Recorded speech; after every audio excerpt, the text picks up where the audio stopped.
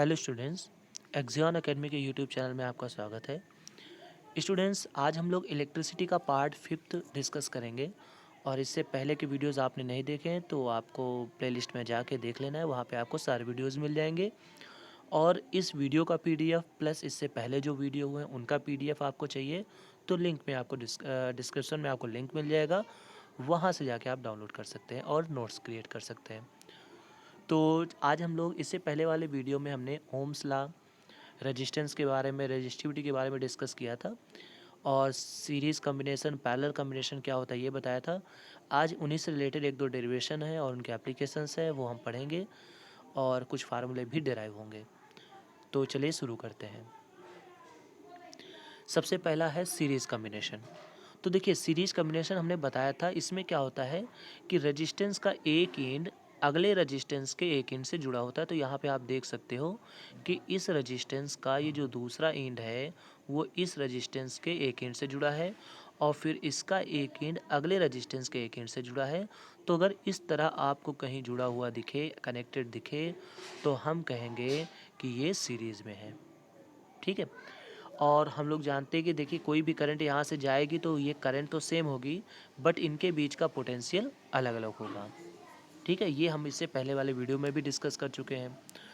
तो we know that all that the current flows through the connector are same but different potential. ठीक है, उसके बाद इसका मतलब डिफरेंट पोटेंशियल, लेकिन जो भी पोटेंशियल होगा वो इस पोटेंशियल v के बराबर होगा, इक्वल होगा। तो इसका मतलब लेट्स से कि इसके बीच पोटेंशियल v1 है, इसके बीच पोटेंशियल v2 है और इसके बीच पोटेंशियल v3 है। तो v इक्वल टू आ जाएगा v1 plus v2 plus v3।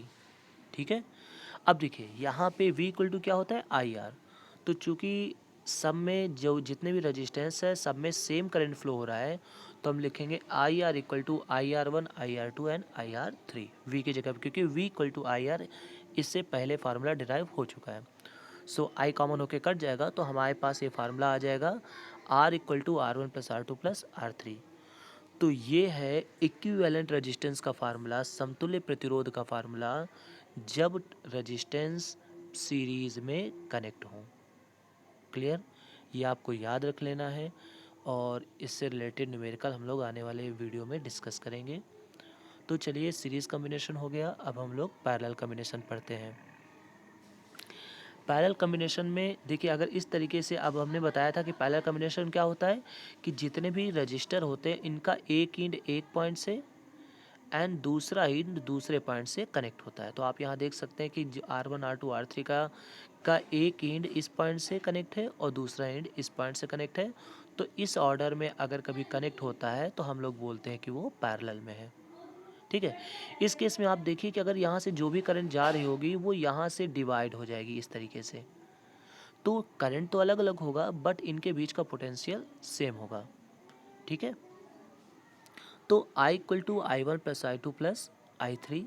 अब I इक्वल टू क्या होता है, V अपॉन आर।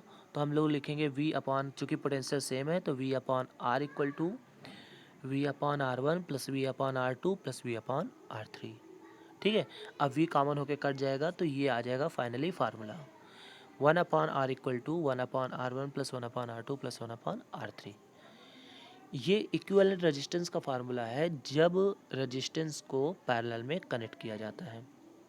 ठीक है, आपको ये दोनों फार्मूले अच्छे से तैयार कर लेने हैं क्योंकि इनसे एग्ज़ाम्स में सर्किट आता है, उस सर्किट में हमें इक्विवेलेंट रेजिस्टेंस निकालना होता है, तो उसके लिए ये फार्मूले हमें मालूम होने चाहिए। ठीक है, अब देखिए अगला है एडवांटेज ऑफ पैरेलल कॉम्बिनेशन। देखिए, इसमें इससे रिलेटेड एग्ज़ाम में पूछा जाता है कि why household wiring are in parallel. Household wiring जो होती है वो पैरेलल में क्यों होती है, नॉट इन सीरीज़। ठीक है, तो इसके लिए हमारे पास कुछ बेसिक नॉलेज होनी ज़रूरी है, वहाँ पे हमें बताना होता है क्या होता है ऐसा। तो देखिए, हमने यहाँ पे पैरेलल सर्किट बना दिया है। आप इस फिगर को देखिए और यहाँ पे जो पॉइंट्स हैं उनको देखिए तो आप बिल्कुल अच्छे से समझ जाएंगे कि यहाँ पर किस लिए हम लोग पैरेलल कॉम्बिनेशन का यूज़ करते हैं। तो देखिए, सबसे पहला क्या है, in this combination current divides according to the power of electrical appliance.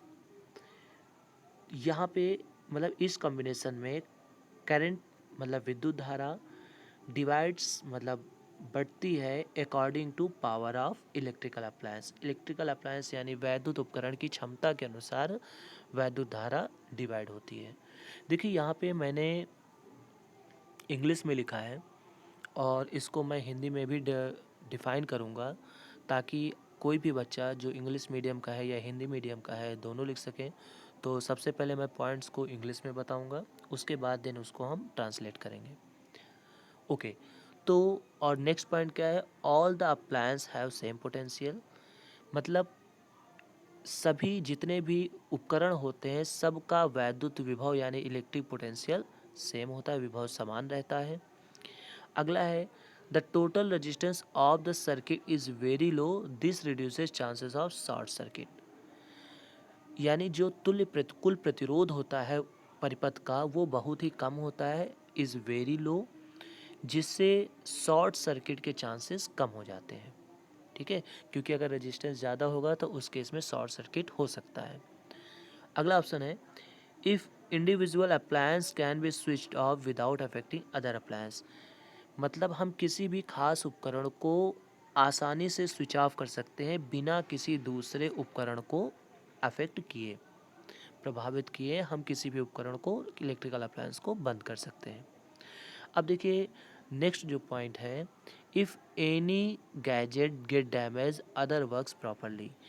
Means अगर कोई भी उपकरण ख़राब हो जाता है तो उससे बाकी उपकरणों के संचालन में कोई भी फ़र्क नहीं पड़ता, वो प्रॉपरली काम करते हैं।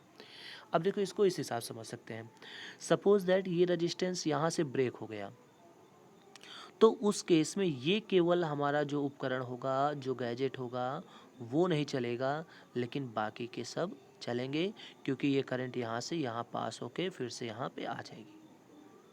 ठीक है, तो ये कुछ एडवांटेज हैं जिसकी वजह से हम लोग पैरेलल कॉम्बिनेशन यूज़ करते हैं घरों में इंस्टेड ऑफ सीरीज़ कॉम्बिनेशन। ये इम्पॉर्टेंट है और काफ़ी बार पूछा जाता है, why we use parallel combination in household wiring. तो आपको ये पॉइंट्स याद रखने हैं। और आने वाली वीडियोस में हम लोग हो सकता है न्यूमेरिकल भी डिस्कस करें, तो इसलिए आप ये सारी चीज़ें अच्छे से रिवाइज़ कर लें ताकि नेक्स्ट वीडियो आपको समझ में आ जाए। एंड वंस अगेन, अगर आपने अभी चैनल को सब्सक्राइब नहीं किया है तो प्लीज़ सब्सक्राइब कीजिए और अपने फ्रेंड्स के साथ शेयर कीजिए। Thank you.